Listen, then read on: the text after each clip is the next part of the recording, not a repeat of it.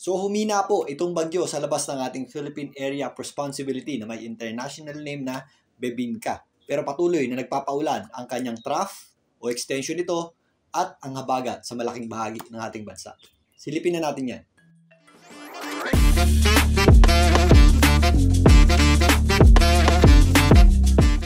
Welcome po muli sa Philippine Weather Trivia. Again, para po sa mga bago sa channel na to, ako nga po muli si Alvin Pura, isang meteorologist at ang inyong weather dito. So humina nga po itong bagyong may international name na Bebinca. Yan po yung posibleng maging bagyong 4D. Ayon sa Pag-asa, ito po ay nasa tropical storm category na lamang na may lakas na hangin na nasa 85 km per hour, malapit sa kanyang gitna, at kung minsan may mga pagbugsong umabot sa 105 km per hour. Makikita naman yan dito sa ating satellite image na nabawasan yung kanyang mga kaulapan at medyo hindi na maganda yung kanyang structure. Ganun pa man, patuloy pa rin itong hinihila o pinapalakas yung ating habagat o southwest monsoon at yung kanyang trough ay nakaka-apekto pa rin po dito sa ilang bahagi ng ating bansa. Ito pong bagyong Bebinca ay napakalapit na rin sa ating Philippine Area of Responsibility. Ayon sa pinakahuling pagtaya ng Pag-asa, yan po ay nasa lying around 1,500 kilometers east o silangang bahagi ng extreme northern Luzon.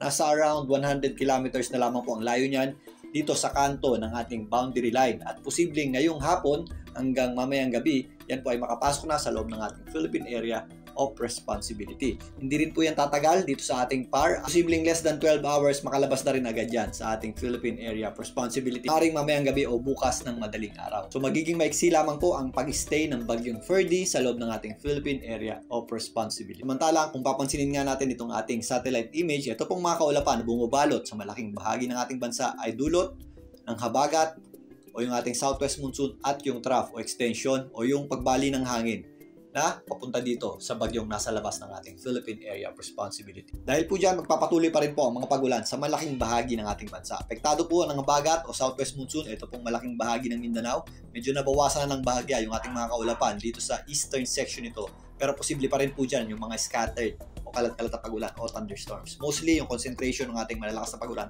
ay nandito sa western section nito. Ito pong area ng Zamboanga Peninsula, kasama na po dyan ng Basilan, Sulu, at Tawi-Tawi, maging dito sa hilagang bahagi ng Mindanao. Kasama na rin po dyan ito pong area ng BARMM. Magiging maulap din ang panahon at posible rin po yung mga scattered o kalat-kalat na pagulan sa malaking bahagi ng Visayas. Mostly yung ating malalakas na pagulan din ay nandito sa western section nito.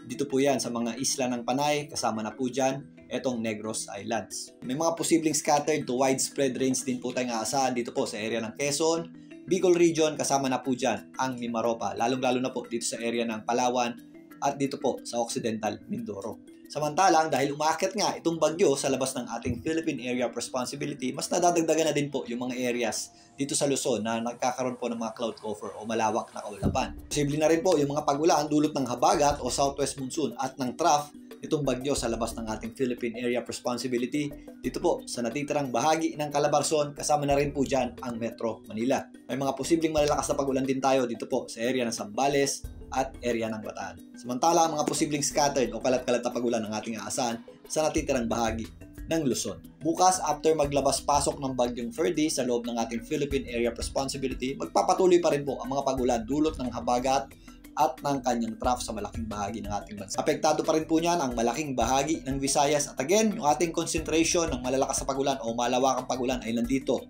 sa western section nito. Ito pong mga area ng Panay at ito pong Negros Islands. Although bawas na, may mga pagulan pa rin tayong aasahan dito po sa malaking bahagi ng Mindanao, particularly sa western section nito. Ito pong mga areas ng northern Mindanao, Zamboanga Peninsula, kasama na po dyan ang Basilan, Sulu at area ng Tawi-Tawi. Magpapatuloy din ang mga posibleng malawakang pagulan dito po sa Mimaropa, lalong-lalo na po dito sa area ng Occidental Mindoro, kasama na po dyan ang malaking bahagi ng Palawan bukas. Mga posibleng scattered hanggang widespread rains naman ang ating aasahan dito po sa Bicol Region, kasama na po dyan ang Calabarzon, maging dito sa Metro Manila ngayong weekend. Kapatuloy din ang mga posibleng scattered o kalat-kalat na pagulan dito po sa malaking bahagi ng Central Luzon, lalong-lalo na ang western section nito. Ito pong area ng Zambales at Bataan ngayong weekend. So narito muli ang official forecast track ng Pag-asa para sa bagyong may international name na Bebinca o yung ating posibleng tawaging bagyong Ferdy. Sa kasalukuyan nga, ito po ay napakalapit na sa ating boundary line at posibleng ngayong hapon ay makapasok na rin yan sa ating Philippine Area of Responsibility.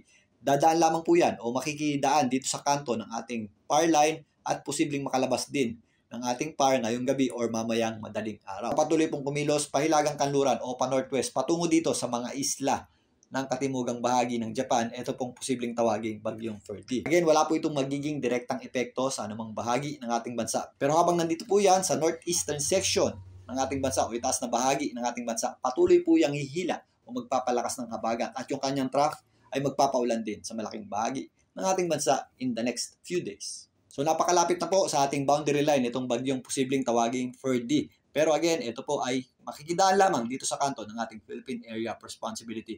Kasabay ng pagdaan po niyan, patuloy po nitong hihilahin o papalakasin yung ating habagat o southwest monsoon. Maging yung kanyang trough ay magdadala rin po ng mga pagulan sa malaking bahagi ng ating bansa. Kaya mag-ingat pa rin po tayo sa mga posibleng epekto nito gaya ng mga flash floods at landslides. Lalong-lalo na po yung mga areas na nakakaranas ng malawakang pagulan. Iban dyan, babantayan po natin itong mga kaulapan na parte ng ating malawakang sirkulasyon o yung tinatawag nga nating monsoon gyre. Relatively mababa po ang pressure sa malawak na area na ito o doon sa ating tinatawag nga monsoon gyre. So may mga posibleng mabuong low pressure area dyan. Talakayin natin yan sa susunod. Muli, ito po ang inyong weather dito para sa Philippine Weather Trivia.